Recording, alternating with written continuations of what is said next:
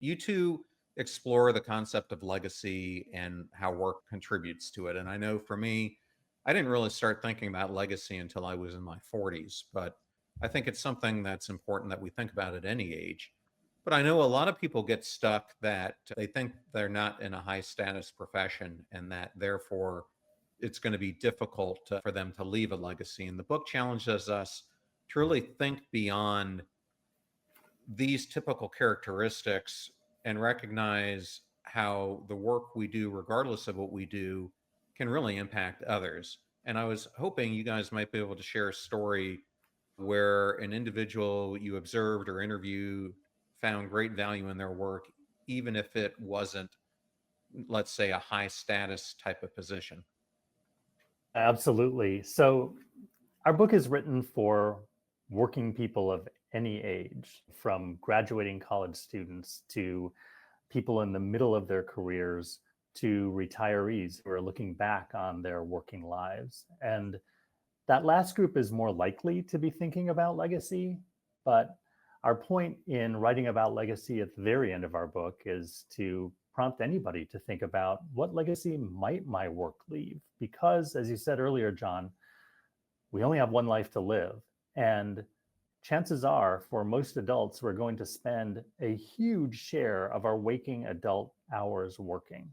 So we might as well experience that as meaningful time while we're doing it for a purpose worth doing, and maybe even leave a legacy behind.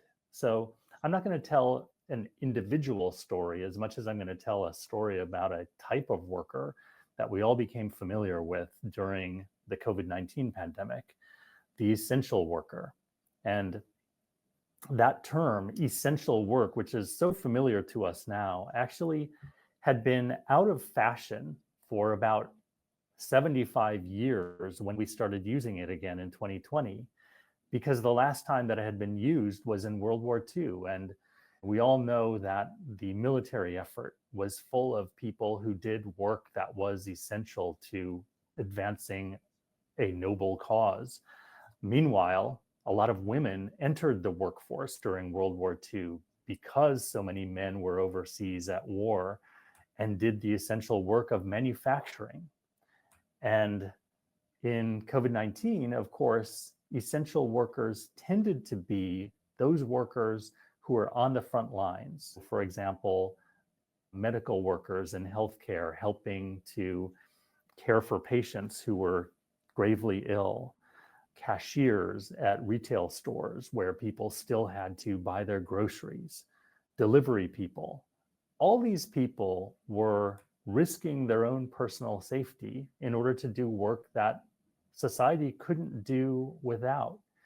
And that's a really important legacy. And unfortunately, as Jen alluded to earlier, those essential jobs are often not necessarily the most well paid. In fact, nurses and delivery workers and retail workers were among the least well paid.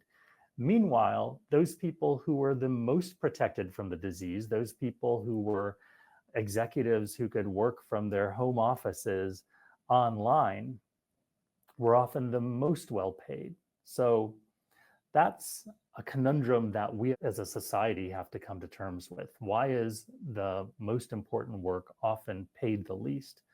And that's not to say that the other work wasn't important, but we don't have the rewards quite right when it comes to work.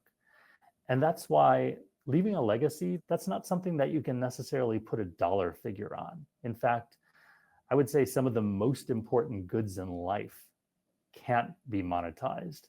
And one of those things is the legacy of essential work.